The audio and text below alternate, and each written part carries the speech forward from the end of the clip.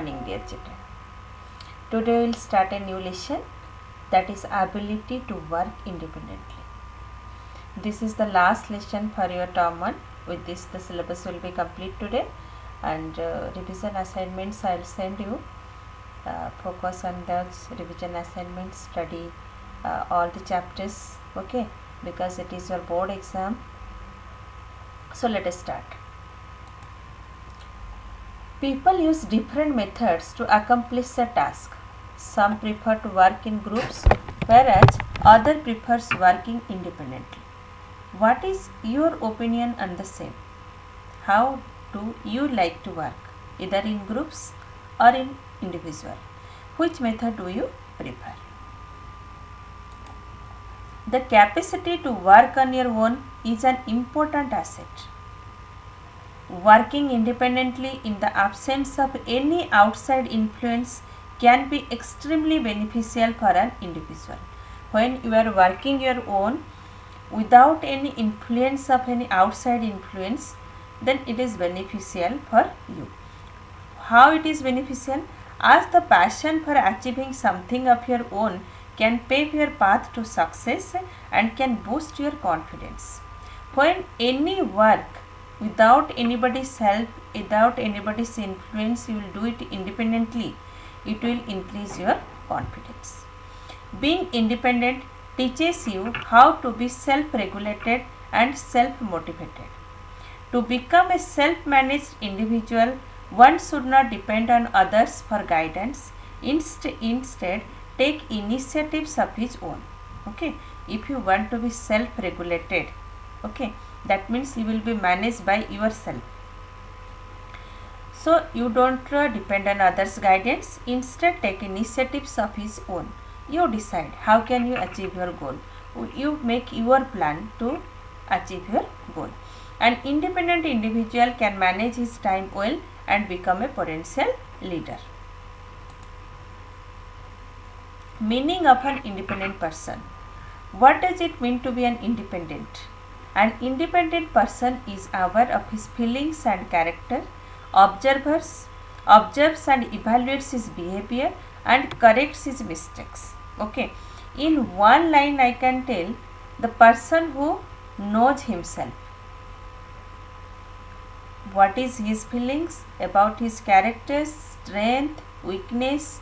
So when the person knows himself, then that is known as an independent person. Okay, he knows what he needs to do.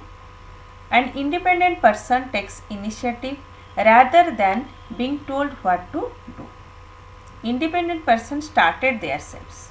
For any work, they started doing that work instead of waiting for others' suggestions.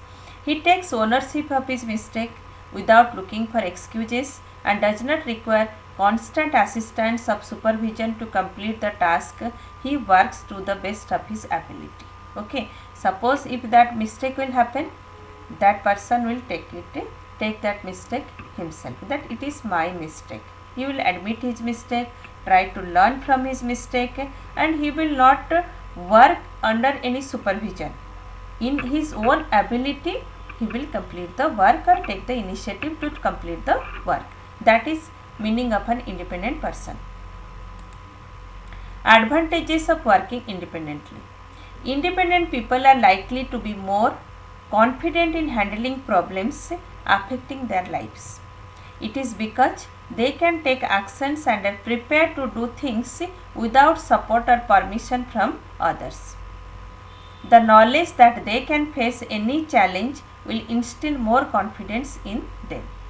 Okay, that means they work independently.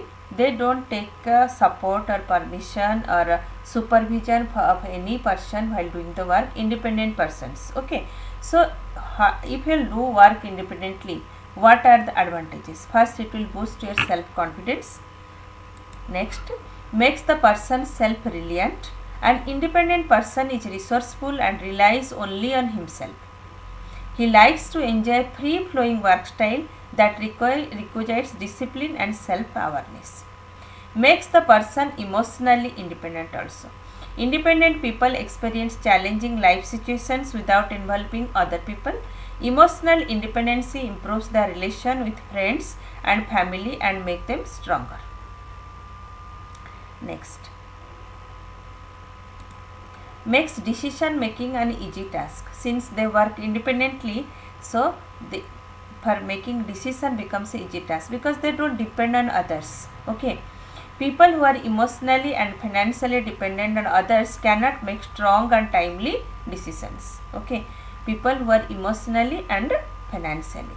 An independent person knows that his love decisions will only impact him. Means what he wants to do or what he loves to do only impact on him, not on others. Suppose if he will borrow money from somebody and start the work, suppose he becomes unsuccessful, then it will impact both of them. Okay, but if he is independent, then it will impact only himself, not anybody else. So this makes it easy for him to take any step. Brings out the best in a person. Having a free and independent mind gives the freedom to explore one's own skills and talents, which ultimately brings out the best in a person. Next, increases self-value and self-esteem. The achievement of emotional, social and personal independence gives the person a sense of accomplishment. This eventually changes the perception of a person about himself and how others perceive them. Makes the person accountable.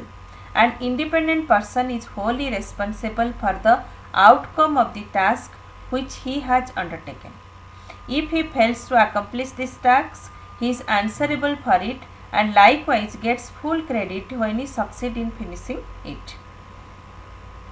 That means if his mistake will be there, he is responsible. If success will also get, he will get. He is only the responsible for its success. So that makes the person accountable. Next, skills required to work independently. What skills you require to become independent? First one is self-motivation. You can motivate yourself that I can do the work. I have the strength to do the work. I have the ability to do the work. I have the knowledge to do the work. Okay. So you can self-motivate. I must success in doing this work. So you can you can be independent then. Okay. So it is an essential trait that a person needs to work independently.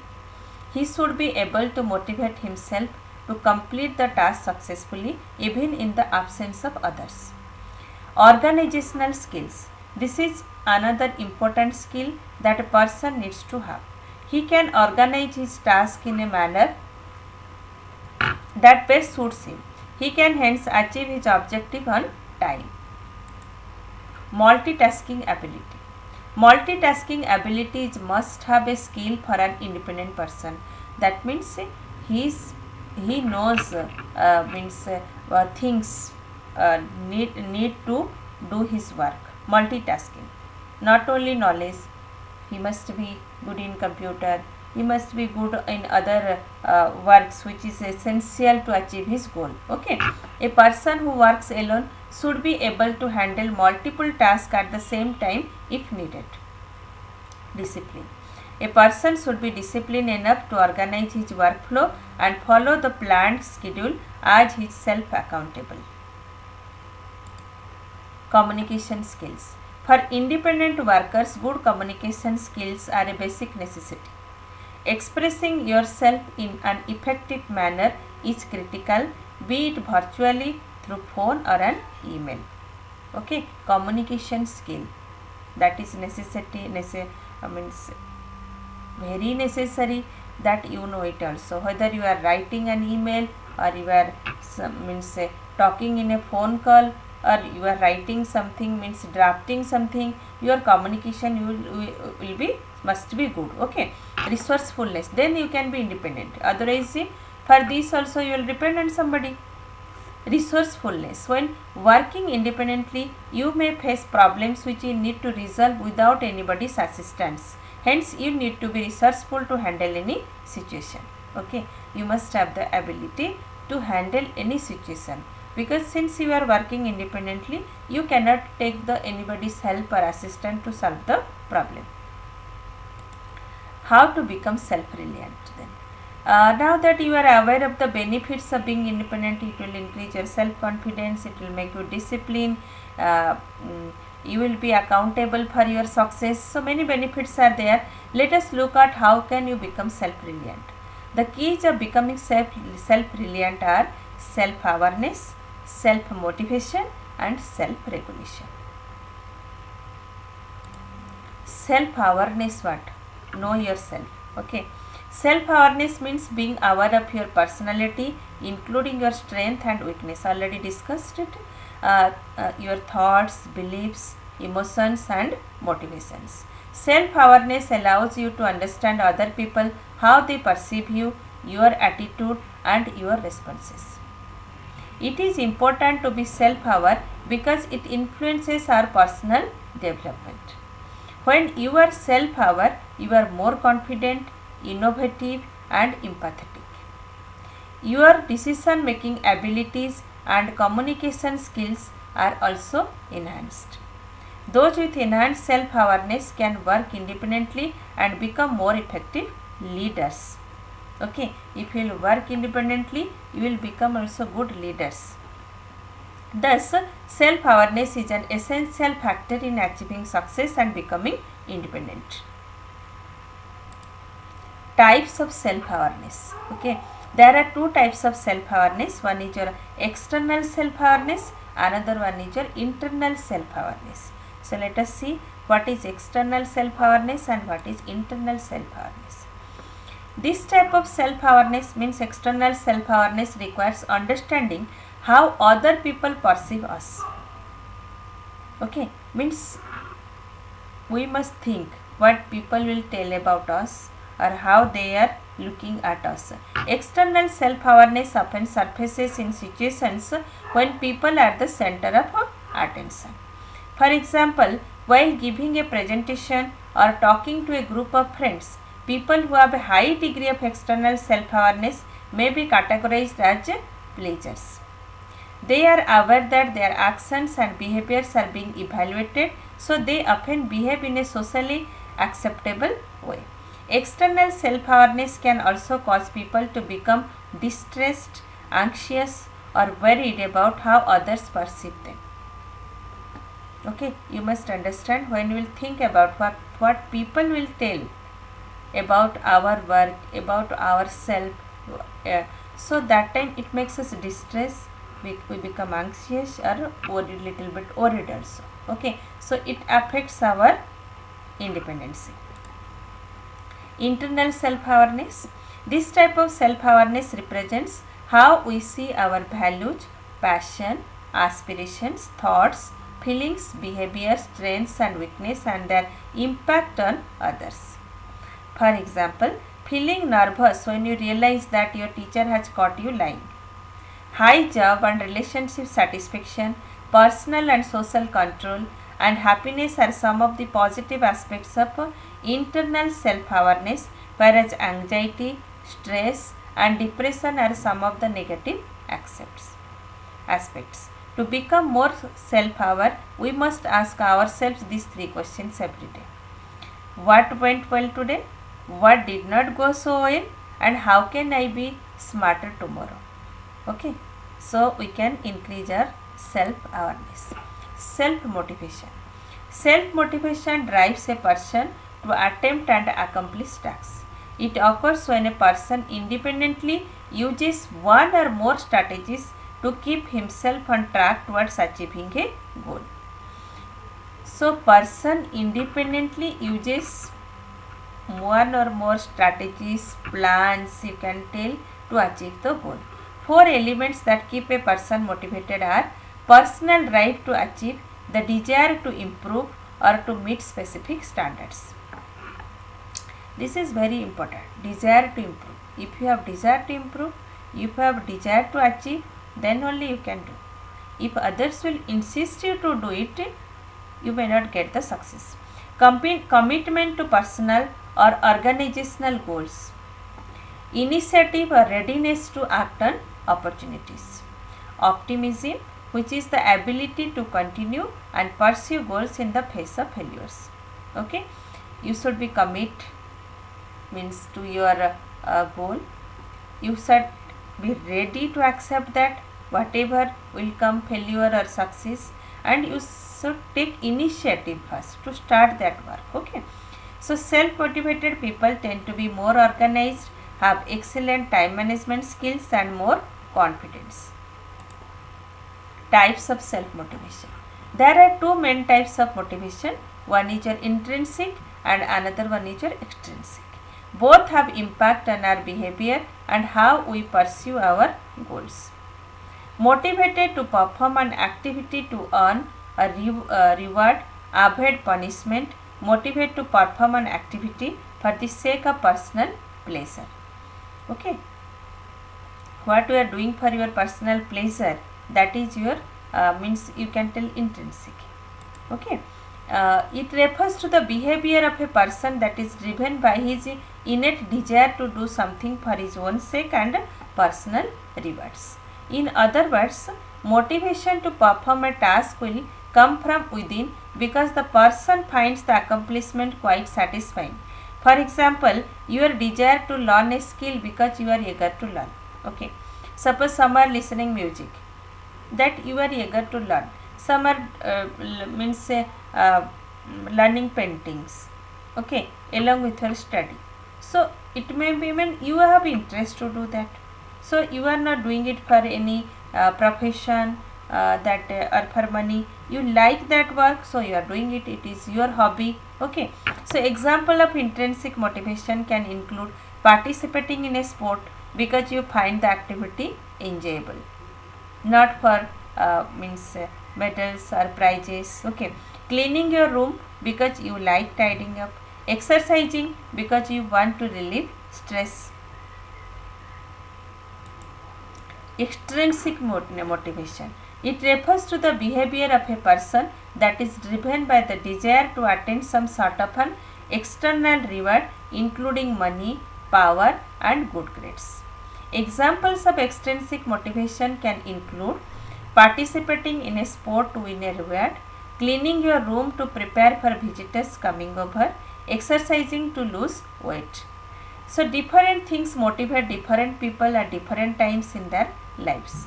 The same task may have more intrinsic motivators at certain times and more extrinsic motivators at others. Most tasks have a combination of both also.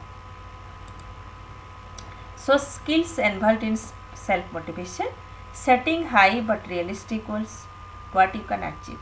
Don't imagine what cannot be achievable. Taking an appropriate level of risk. Okay, otherwise if you will take a high risk and you will not be successful, it may create depression. Okay, so looking for constant feedback in order to improve, means people's comments about your work. You don't worry about that, but what positive comments are coming.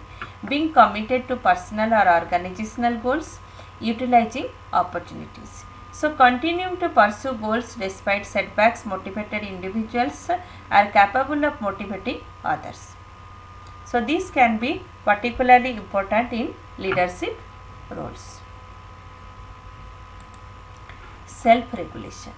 Self-regulation is the ability to understand and manage your reaction to the things happening around you.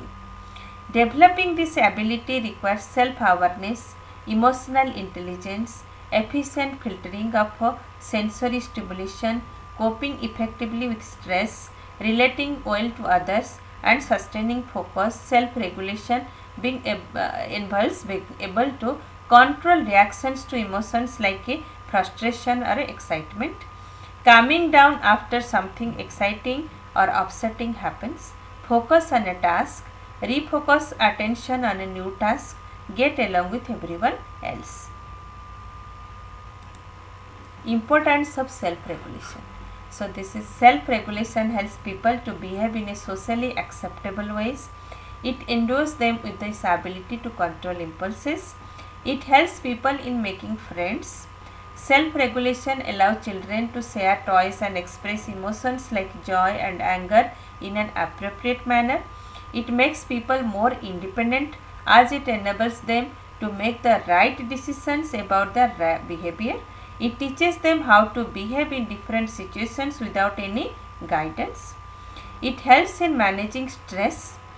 Self-regulation helps people to cope with strong feelings and enables them to calm down when they are angry.